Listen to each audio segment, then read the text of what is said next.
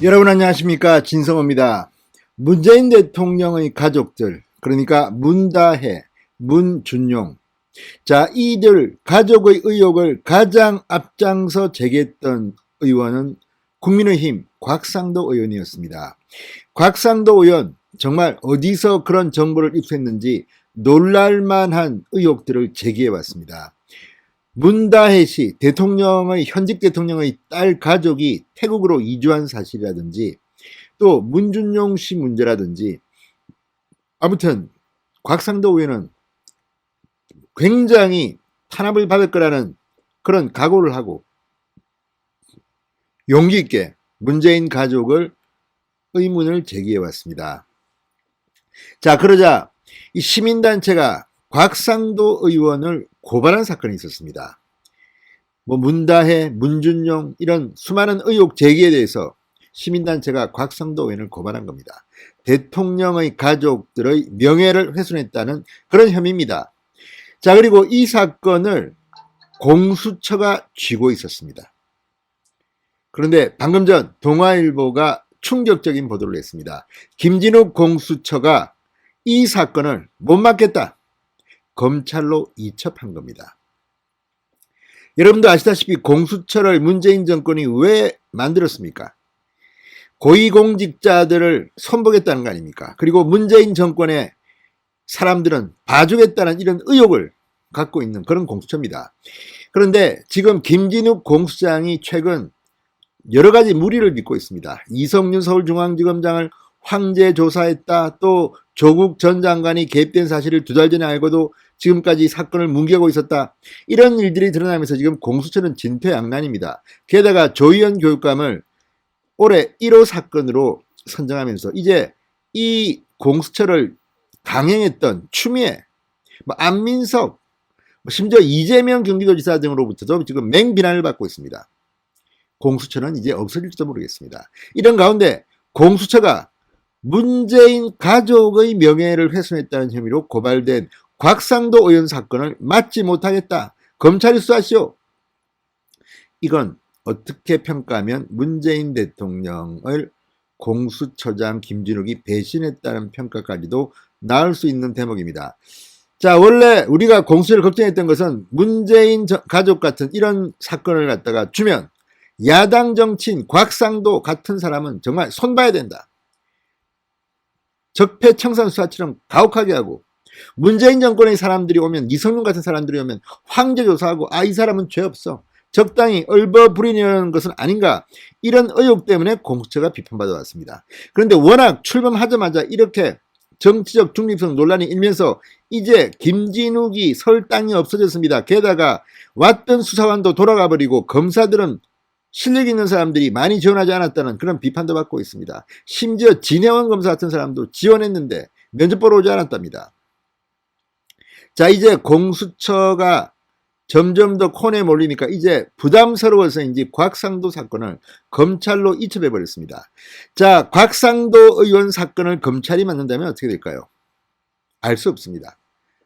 이성윤과 같은 그런 친정부 검사들이 장으로 있기 때문에 물론 곽상도에 불리할 수도 있지만 지금 분위기는 그렇지 않습니다.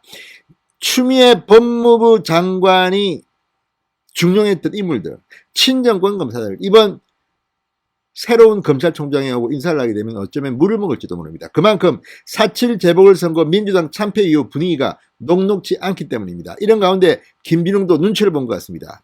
문재인 가족 명예훼손 혐의로 고발당한 곽상도 의원 사건을 검찰로 이첩했다고 합니다. 진성호의 직설 시작합니다.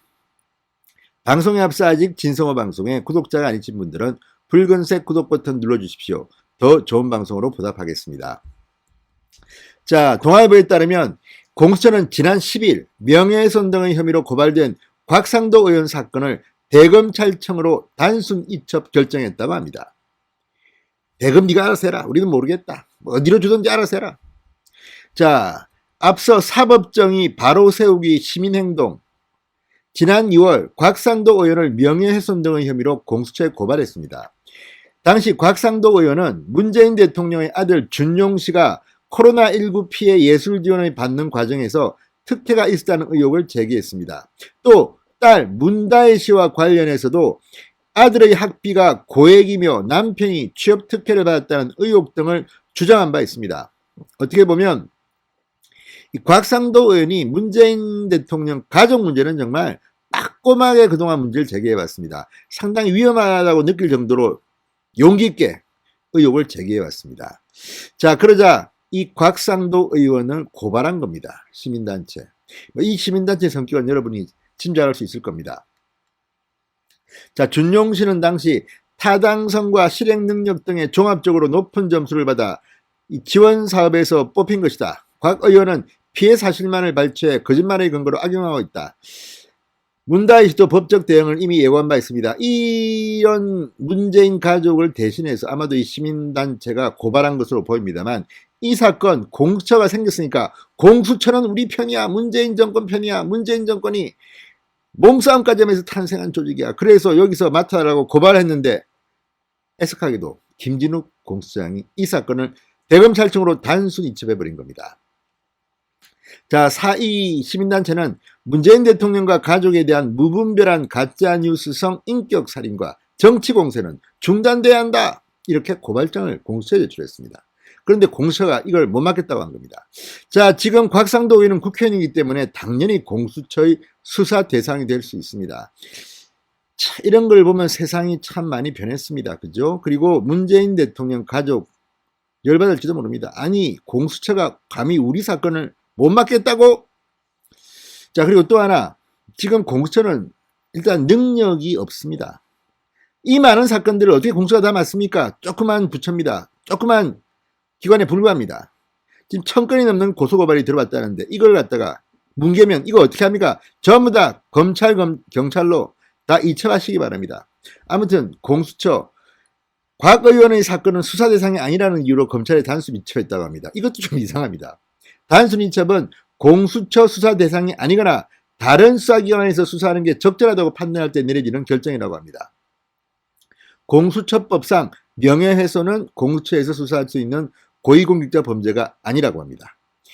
자, 어쨌든 이 하나의 사건 가지고도 공수처, 뭐 다 이유가 있겠지만 아무튼 곽상도 의원 명예훼손이기 때문에 아니라는 건데, 아무튼 문재인 정권이 상당히 충격을 받았을 것 같습니다. 진성호의 직설이었습니다. 여러분 감사합니다.